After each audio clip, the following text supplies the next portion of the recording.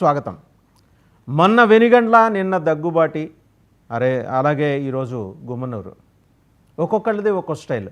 ఒక ఆయన rowdy sheeter వెనకేసుకొస్తాడు, ఇంకొక ఆయనేమో రేషన్ బియ్యానికి సంబంధించి మహిళలను బెదిరిస్తాడు, నేరుగా ఫోన్ కాల్లో దొరికిపోతాడు. ఇంకొక ఆయన మీడియాను రైలు పట్టాల మీద పడుకోబెడతాడట. సరే, మొత్తానికి ఏంటంటే తెలుగుదేశం స్పందించి రాత్రి అర్జెంటుగా ఆదరాబాదరాగా పల్లా శ్రీనివాసరావు గారి చేత ఇది కన్నెర్ర చేస్తున్నామని చెప్పేసి ఒక హెచ్చరిక జారీ చేసింది, ఆగ్రహించింది, కన్నెర్ర చేసింది. ఇది అలా ఉంచితే కూటమి సర్కారు జగన్మోహన్ రెడ్డి గారి మీద ఎంత ప్రేమ చూపిస్తోందంటే, ఆయనకు వరుసకి సోదరుడు ఆయన వైఎస్ ప్రతాప్ రెడ్డి గారి కుమారుడు వెంకటరెడ్డి గారికి సున్నపురాయి గనుల లీజుకు సంబంధించి ఉత్తర్వులు జారీ చేసింది. సో ఇంత ప్రేమ మరీ చూపిస్తున్నారని చూడటం తట్టుకోలేక కూటమి కార్యకర్తలు చివరికి ప్రభుత్వానికి ఫిర్యాదు చేసిన పరిస్థితి.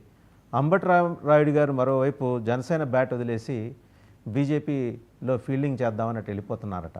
ఆయన ఏబీవీపీ కార్యకర్తల సమావేశంలో కూడా పాల్గొన్నారు, ఆ ఇండికేషన్ ఇచ్చారు.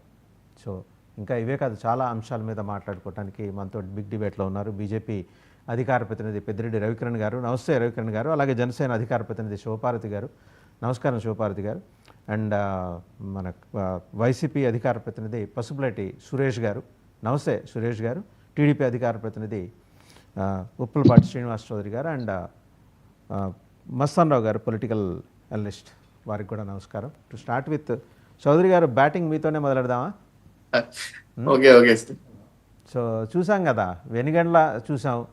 సరే, కామపల్లి తులసిబాబుని లోపలేసాం కదా, ఇంకా వెనిగండ్లని హెచ్చరించాల్సిన అవసరం లేదు, వదిలేసినట్టున్నారు. రెండు, దగ్గుబాటి వెంకటేశ్వర ప్రసాద్ గారు, అనంతపురం అర్బన్ ఎమ్మెల్యే, ఆయన ఆడియో కూడా లీక్ అయింది. నా సంగతి ఏంటో తెలుసు కదా అని. నిన్న నేనైతే ఏకంగా రైలు పట్టాల మీద పడుకోబెడతాట గుమ్మనూరు జయరాం గారు. మీరు ప్రేమగా తెచ్చుకున్నారుగా వైసీపీ నుంచి, ఆయన రైలు పట్టాల మీద పడుకోబెడతా అంట. సరే, మొత్తానికి ఏంటంటే పల్లా శ్రీనివాసరావు గారికి హఠాత్తుగా గుర్తొచ్చింది, మరీ బాగోదేమో అని చెప్పేసి అందరికీ అర్థం అవడం కోసం అని ఇంగ్లీష్లో ఒక ప్రెస్ రిలీజ్ ఇచ్చారు. మేము ఆగ్రహం వ్యక్తం చేస్తున్నాం, గుమ్మనూరు జయరాం గారు మీ వైఖరి సరికాదని. ఈ వివక్ష ఏంటంటే, ఒకళ్ళకేమో డిసిప్లినరీ యాక్షన్, ఇంకొకరినేమో వదిలేయటం. ఎందుకని ఇట్లా జరుగుతుంది పార్టీలో? మొదట 99 టీవీ వీక్షకులకి, వాసుదేవన్ గారు మీకు, అలాగే బీజేపీ నేత కిరణ్ గారికి, జనసేన నేత శివపార్వతి గారికి, అనలిస్ట్ మస్తాన్రావు గారికి, వైఎస్ఆర్సీపీ నేత సురేష్ గారికి, అందరికి శుభోదయం, గుడ్ మార్నింగ్. రాష్ట్రంలో కొన్ని ప్రజా తీర్పులో భాగంగా కొంతమంది పార్టీలో రావడం, వాళ్ళు కొంత దురుసుగా వ్యవహరించడం చూసాం. కానీ ప్రజలు ఎప్పుడు కూడా గమనిస్తుంటారు సార్, తప్పులు ఎవరు క్షమించరు. ఫోర్త్ ఎస్టేట్ గా ఉన్నటువంటి మీడియా మీద అలాంటి మాటలు మాట్లాడకూడదు, చాలా తప్పది. బేషరతుగా ఒకరి ఉపసంహరించుకోమని చెప్పి మా అధ్యక్షులు పల్లా శ్రీనివాస్ గారు వార్నింగ్ ఇవ్వడం జరిగింది. అయితే ఒకరికో న్యాయం, ఇంకొకరికో న్యాయం లేదు సార్. ప్రజలు ప్రతిదీ గమనిస్తారు, క్రమశిక్షణా చర్యలు తీసుకుంటారు. ప్రజలు గమనిస్తున్నారు, మీరు గమనించట్లా? అది మేము కూడా పార్టీ పరంగా క్రమశిక్షణ చర్యలు తీసుకోవడం జరిగింది. అలాగే వెనిగల రామ్ గారికి కూడా చెప్పడం జరిగింది. ఇప్పుడు మన జయరాం గారితో కూడా మాట్లాడడం జరిగింది. అయితే ఎలా ఉందంటే, పార్టీ పరంగా ఏదైనా ప్రశ్నిస్తే తట్టుకోలేకపోతే కష్టం. ప్రజలు ఏవైనా విమర్శించవచ్చు, సమాధానం చెప్పాల్సిన బాధ్యత మనకుంది.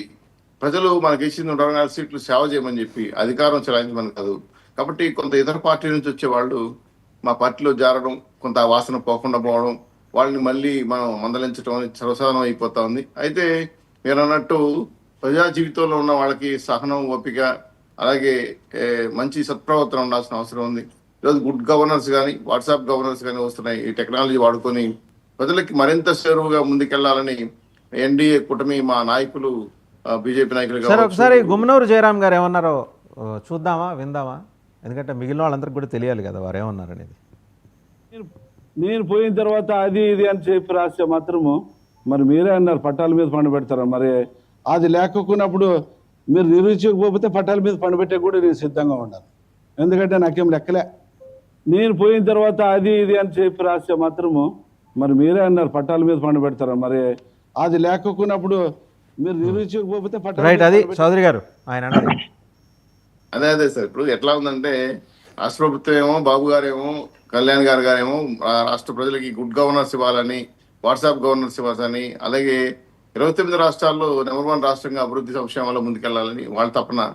కానీ కొన్నిద్దరు ఎమ్మెల్యేలు ఇట్లాంటి బిహేవ్ చేయటం వల్ల మాకు నష్టం వస్తూ ఉంది. ఖచ్చితంగా చర్య తీసుకోవాలి. దీంట్లో ఎక్కడ క్షమించరాని విషయాలు ఏమి క్షమించాల్సిన విషయాలు కూడా ఏమి లేవు. కాబట్టి జయరాం గారు ఏంటంటే ఆయన ఏ ఉద్దేశంతో మాట్లాడారో ఎలా మాట్లాడారో తెలియదు, కానీ ప్రజల మధ్యలో ఆ విధంగా మాట్లాడడం, ఏదైనా పిలిచి పక్కన ఇబ్బందికరంగా ఉంటే విలేకరుతో మాట్లాడుకోవచ్చు, కానీ బహిరంగంగా ఆ విధంగా మాట్లాడడం అనేది సమంజసం కాదు. అంటే అందుకే వాళ్ళకి బహిరంగ- అంటే వైసీపీ నుంచి వచ్చారు కదండి, వాళ్ళకి ఈ పక్కకు పిలిచి అంటే ఒక నాగరికంగా మీలాగా మాట్లాడటం, బెదిరించడం వాళ్ళకి తెలియట్లా, నేరుగా అనేస్తున్నారు. వాళ్ళకి ఏవో శిక్షణా తరగతులు అవసరం ఉన్నట్టుంది. ఒకసారి మళ్ళీ మీ దగ్గరకు వస్తా. వైసీపీ సురేష్ గారు, పసుపులేటి సురేష్ గారి దగ్గరికి వెళ్దాం. ఎలా మేనేజ్ చేస్తున్నారు సురేష్ గారు ప్రభుత్వంలో అధికారులని?